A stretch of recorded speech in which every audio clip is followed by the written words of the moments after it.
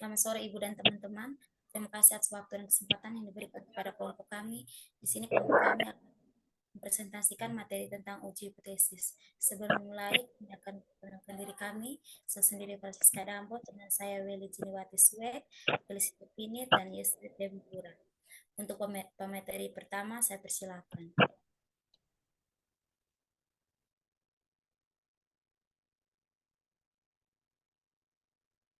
Baik, kita akan masuk dalam definisi uji hipotesis, di mana itu istilah hipotesis berasal dari bahasa Yunani yang terdiri dari dua kata, yaitu hipo, artinya sementara, dan tesis, atau pernyataan atau teori. Para ahli memberikan pengertian hipotesis, dugaan terhadap hubungan antara dua variabel atau lebih, atau suatu pernyataan tentang suatu fenomena. Arti lain dari hipotesis adalah jawaban atau dugaan sementara yang harus diuji kebenarannya. Uji hipotesis adalah cabang ilmu statistik inferensial yang digunakan untuk menguji kebenaran suatu pernyataan secara statistik dan menarik kesimpulan apakah menerima atau menolak pernyataan tersebut. Nah, tujuan dari hipotesis itu sendiri adalah untuk menetapkan suatu dasar sehingga dapat mengumpulkan bukti yang berupa data-data dalam menentukan keputusan apakah menolak atau menerima dari asumsi yang telah dibuat. Slide berikut. Kemudian kita masuk dalam prosedur umum dalam uji hipotesis. Yang pertama itu nyatakan hipotesis 0 atau H0 dan hipotesis alternatifnya atau HA. Yang kedua, pilih tingkat kepercayaan tertentu dan tentukan besar sampel yang diambil. Yang ketiga, pilih statistik uji yang sesuai sebagai dasar bagi prosedur pengujian. Statistik uji tersebut tergantung pada asumsi tentang bentuk distribusinya dan distribusi dan hipotesisnya. Yang keempat itu tentukan daerah kritisnya. Yang kelima kumpulkan data sampel dan hitung statistik sampelnya. Kemudian ubah ke dalam variabel normal standar atau Z atau T tergantungnya banyak sampel. Yang terakhir itu nyatakan menolak atau menerima H0.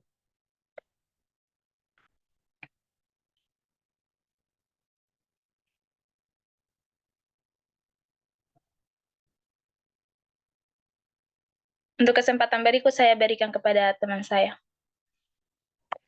Adapun jenis uji hipotesis, yang pertama itu adalah hipotesis deskriptif, yang merupakan dugaan terhadap nilai atau nilai satu variabel dalam satu sampel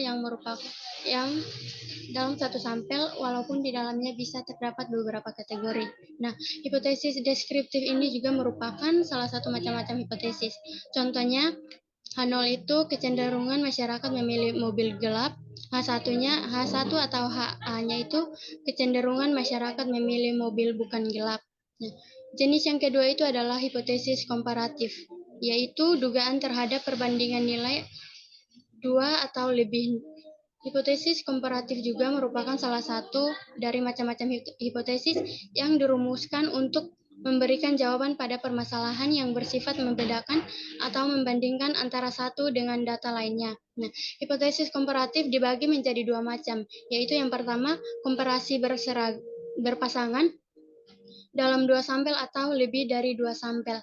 Contohnya, H0 itu tidak terdapat perbedaan nilai penjualan sebelum dan sesudah ada iklan. HA-nya itu terdapat perbedaan nilai penjualan sebelum dan sesudah ada iklan. Yang kedua itu adalah independen dalam dua atau lebih dari dua sampel. Nah, contohnya H0-nya itu tidak terdapat perbedaan birokrat, akademis, dan pebisnis dalam memilih partai. HA-nya itu terdapat perbedaan birokrat, akademis, dan pebisnis dalam memilih partai. Nah, jenis yang ketiga itu adalah hipotesis asosiatif, yaitu dugaan terhadap hubungan atau pengaruh dua variabel atau lebih. Nah, hipotesis ini terbagi menjadi tiga jenis, yaitu yang pertama, hipotesis hubungan simetris atau kebersamaan. Contohnya ada hubungan antara berpakaian mahal dengan penampilannya. Jenis yang kedua itu adalah hipotesis hubungan sebab akibat atau kausal, yaitu contohnya tingkat pengangguran berhubungan dengan tingkat kriminalitas. Jenis yang ketiga itu adalah hipotesis hubungan interaktif atau saling mempengaruhi. Contohnya, terdapat hubungan yang saling mempengaruhi antara status sosial ekonomi dengan terpenuhinya gizi di keluarga.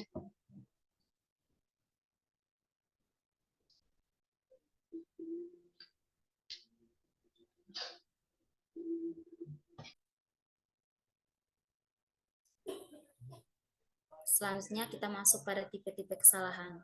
Dalam melakukan pengujian hipotesis, ada dua macam kesalahan yang dapat terjadi walaupun kita telah melakukan pengujian tentang kredibilitas hipotesis nol melalui langkah yang panjang dan teliti.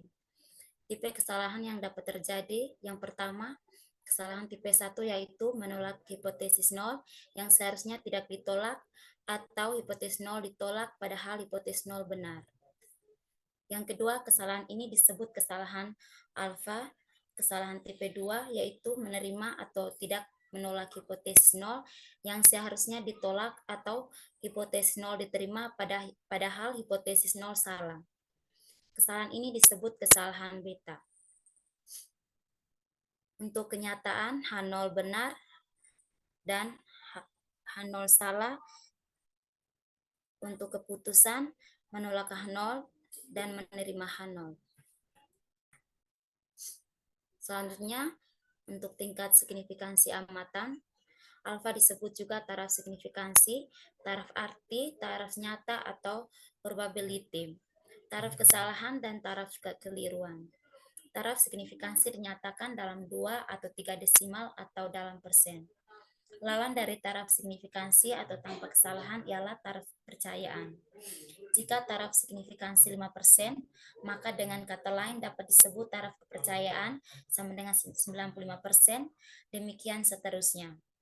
Dalam penelitian sosial, besarnya alfa biasanya diambil 5% atau 1%, artinya alfa sama dengan 0,01 ialah kira-kira 1 dari 100 kesimpulan akan menolak hipotesis yang seharusnya diterima, atau dengan kata lain kira-kira 99% kita telah membuat kesimpulan benar.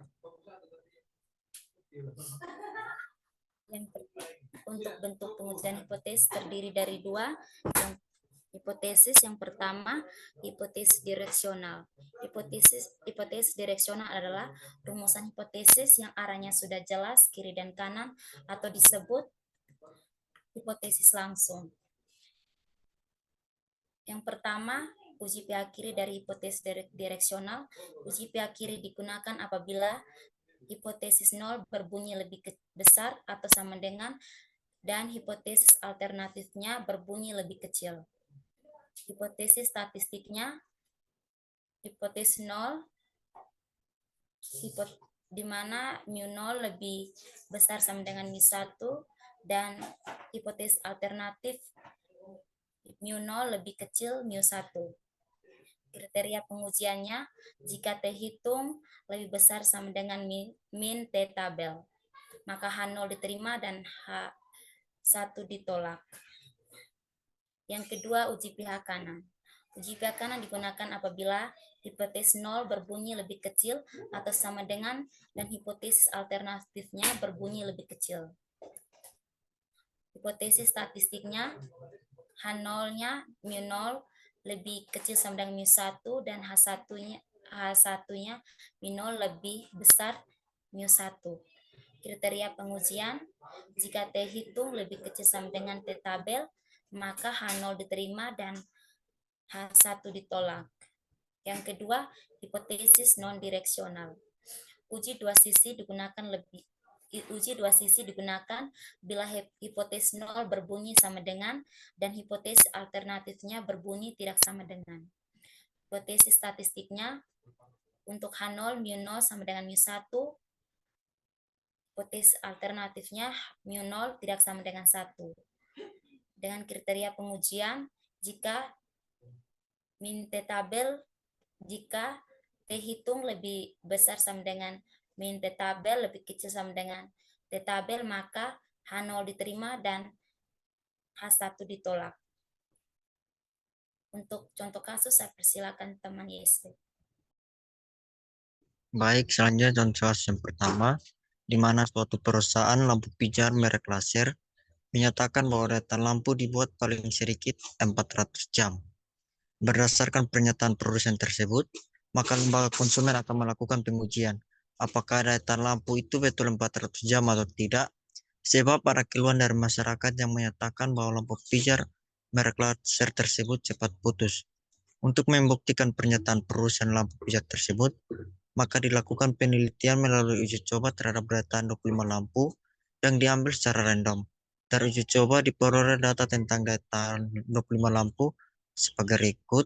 Ada 450, 360, 400, 480, 500, 380, 350, 400, 340, 300, 300, 345, 375, 425, 390, 340, 350, 360, 300, 200, 300, 250, dan 400. Selanjutnya, kita melakukan penyelesaian di mana kita menentukan hipotesis. Nolnya itu daya tahan lampu dibuat paling sedikit 400 jam, dan AA itu daya tahan lampu yang dibuat lebih kecil dari 400 jam. Selanjutnya kita menghitung dalam T hitung, di mana N-nya itu 25 dan minolnya itu 400 jam.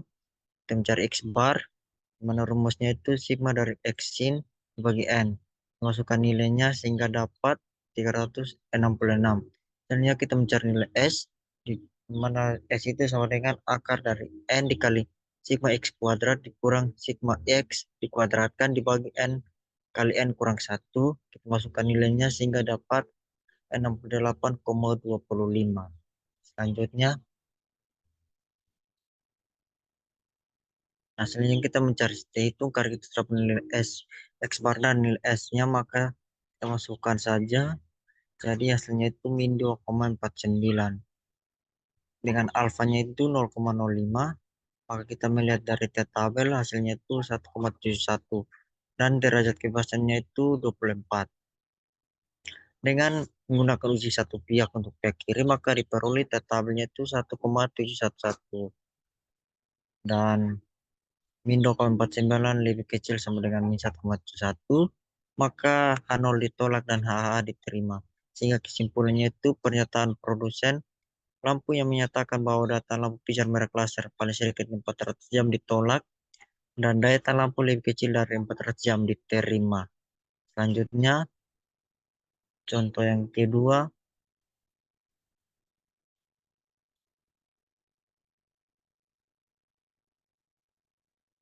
keduanya kemana soalnya itu seorang job spesialis menguji 25 karyawan dan mendapatkan bahwa rata-rata penguasaan pekerjaan kesektariasan adalah 22 bulan dengan kesimpangan baku 4 bulan. Dengan taraf nyata 5%, maka ujilah yang pertama apakah rata-rata penguasaan kerja kesekretarisan tidak sama dengan 20 bulan, atau yang kedua apakah rata-rata penguasaan kerja kesekretarisan lebih dari 20 bulan. Selanjutnya, diketahui itu X bar-nya itu 22, S-nya itu 4, N-nya itu 4, dan mu0-nya itu 20 dan alfanya itu 5. Maka kita tentukan hipotesis H0-nya itu untuk mu sama dengan 20 dan H1 untuk mu tidak sama dengan 20. Statistik ujinya T karena sampel kecil dan sigma tidak diketahui. Dengan arah pengujiannya itu dua arah.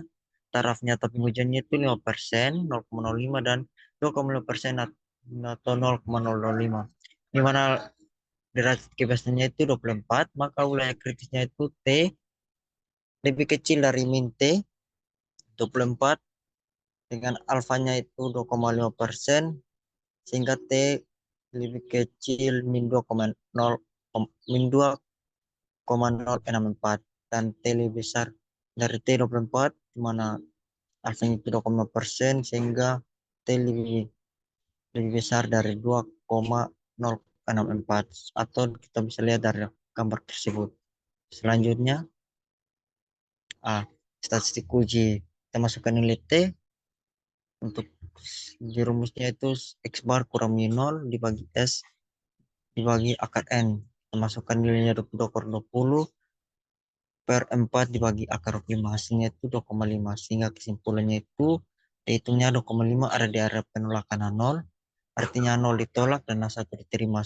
Sehingga kesimpulannya itu rata-rata penguasaan pekerjaan kesekretarisan 20 bulan. Karena T hitung berada daerah kanan, dapat diartikan penguasaan pekerjaan kesekretarisan lebih dari 20 bulan.